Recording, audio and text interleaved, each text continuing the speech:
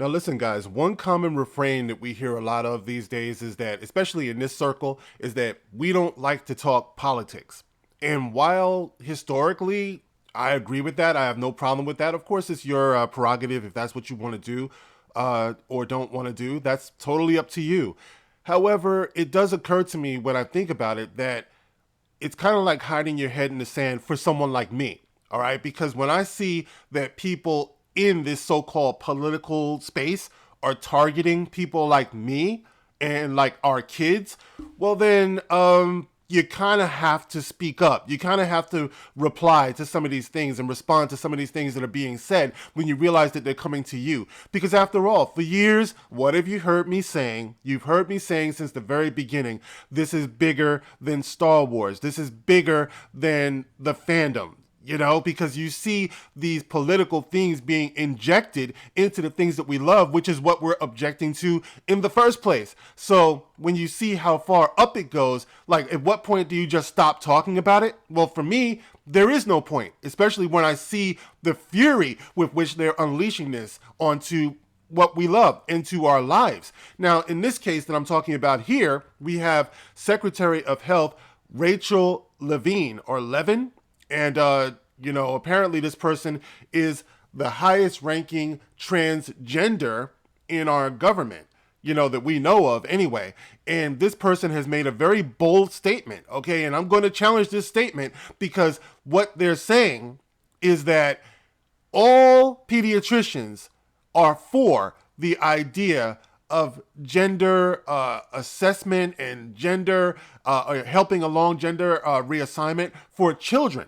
Okay, this person is saying that all pediatricians believe this. They say that only a Sith speaks in absolutes. Well, what do we have here? Okay, so because of the fact that all of us take our children to pediatricians, this should be something that we're all talking about, right? Either we agree with it or we don't agree with it, or we'll know a little bit more about it. Okay, so let me get into this, guys, because these things are important, whether or not they get a bunch of views or not. Most of us probably want to continue talking about Elon Musk, which is important as well, but there are other things going on too. So let me talk about this. This is the gospel according to Mark with a C. He is I and I am he. Just taking some time to tell you exactly what's on my mind. Thank you for joining me once again, my friends. Now let's get into this, guys. I'm going to read a little bit from the Daily Mail, but you can find this story everywhere. And it says here, Transgender Assistant Secretary of Health Rachel Levine sparks fury by claiming all pediatricians agree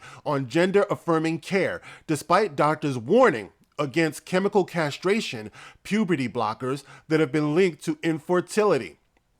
All right, so it says here, one of America's top health officials has come under fire for saying that all pediatricians agree on provide. Now remember, it's this person saying that all pediatricians, if they said some or we think some or whatever, it'd be different. But they're laying out this claim that all pediatricians agree on providing children and teenagers with gender-affirming care, despite vocal opposition to puberty blockers from doctors over the past few years. Assistant Secretary of Health Rachel Levine, who is also the highest appointed transgender person in U.S. history, told NPR in a recent interview that there is an evidence-based standard of care for the evaluation and treatment of trans individuals set by the World Professional Association for Transgender Health. There have also been comments from the American Academy of Pediatrics, the Society for Adolescent Health and Medicine, and from American Medical Association, from the American Psychiatric Association, the American Psychological Association, all in support of evidence-based standards of care for gender-affirming treatment. She added. I'm saying she for the sake of the article here. But damn it, if you've ever seen a picture of Rachel Levine, there is nothing she about this thing. All right, look at it. Look at it. It's in the thumbnail. It literally looks like Grandpa from the Munsters wearing one of Marilyn from the Munsters wigs. You know what I'm saying? I mean, I'm just saying, ain't no saving that one. I don't know. You saw that in the club. You know exactly what you're dealing with.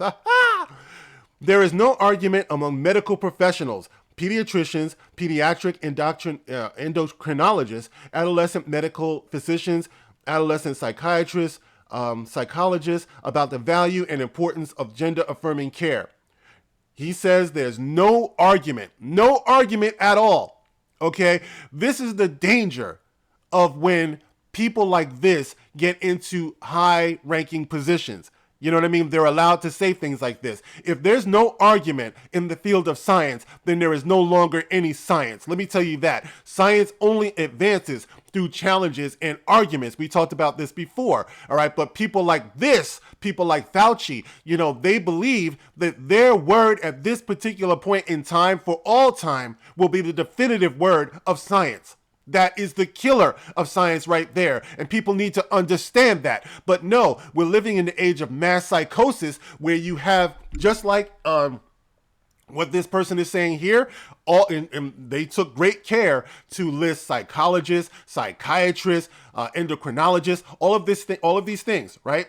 Basically, what they're doing is putting these people in these fields on notice that if you disagree with us, your practice, your livelihoods could be in jeopardy. This is the reason why we have had mandates as far as the jab is concerned, because you have doctors who are literally afraid to tell the truth, literally afraid to stand up. And when that happens, that's how you get these mandates where everybody has to fall in line. Everybody has to do something that they're being told to do. And if you disagree with that, then you find yourself being canceled. You find yourself being run out of your profession. They would have you believe that all doctors believe that everybody, every child, every man, every woman should be taking this jab. All right. Even though we have frontline doctors, critical care doctors, we have a bunch of other doctors who have dared and have been brave enough to stand up and say, no, there are side effects, there are adverse reactions. It shouldn't be one shot for all. It shouldn't be. These are what these other doctors are saying. Maybe you should consider ivermectin. Yeah, I'm talking about this shit, man. You know, maybe you should. But once you say that, you are demonized, you're ostracized, and you're run out by people like this who have, by some miscarriage of justice, have ascended to these positions of power where they can look down and say what everybody agrees on when we don't. All human beings don't agree. You know that's a lie as soon as they say it.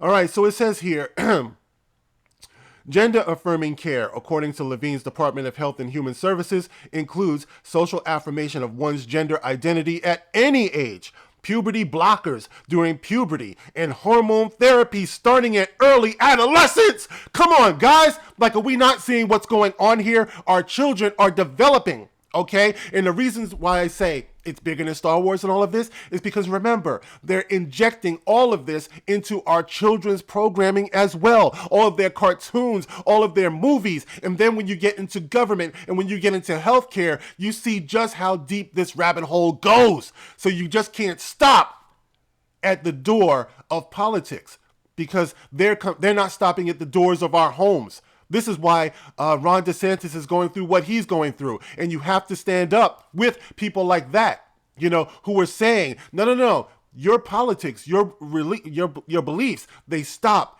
at our door as parents. When you talk about children, if you're an adult, of course, you can do what you want. You can believe what you want. But when it comes to our children, who we are caring for as responsible, loving parents, you've got to stop there. But no, these people don't want to do that.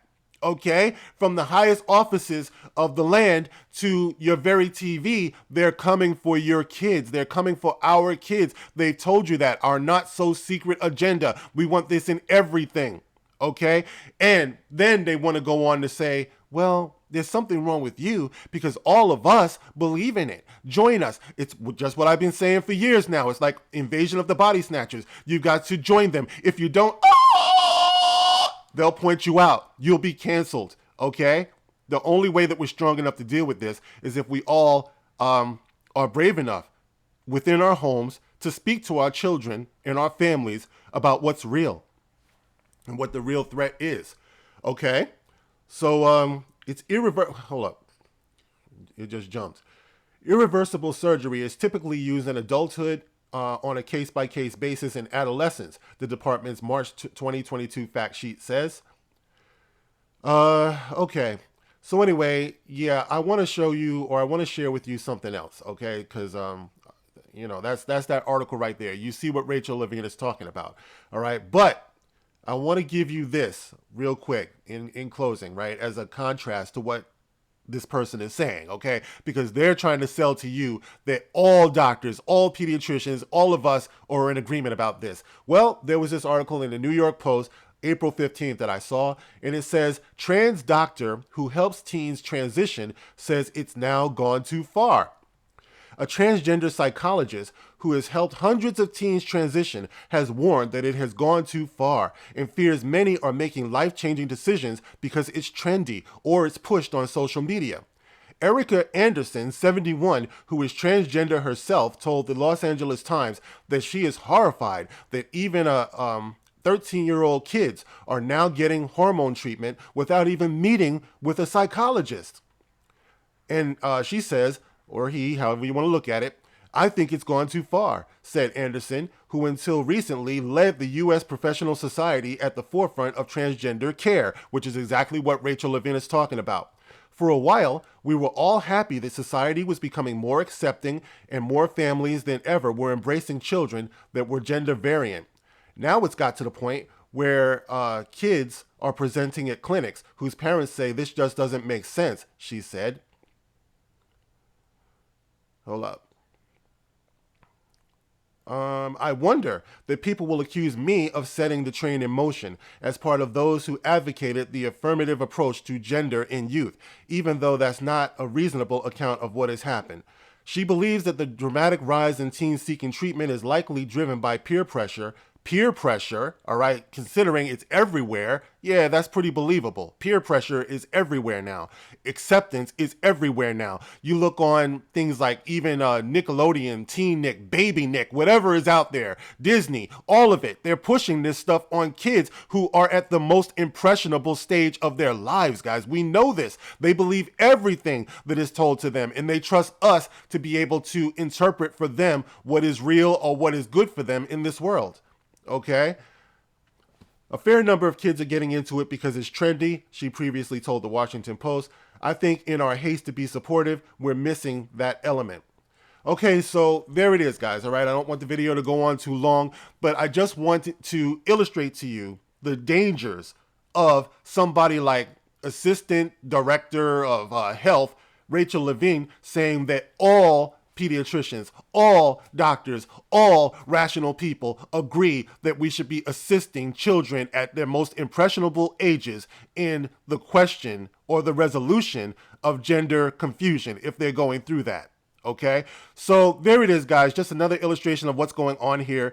All right. I welcome the conversation. I invite the conversation. I encourage it. So get into the comment section. Let me know how you feel about this. As always, you can like, you can share, you can subscribe. And if you made it this far into the video, guys, consider hitting that super thanks button. I just realized that I had access to it. I have a super thanks button on my videos. It kind of works like super chats, okay? So you press it, you're allowed to give money to the channel if you believe in it, if you believe in what I'm saying. It could definitely help. I'm trying to get this kid ready to go to school and all this stuff. So whatever you can do, whatever you can give, I really do appreciate that, guys. Thank you for listening, and I'll see you on the next one. This is The Gospel According to Mark with a C. Rock on.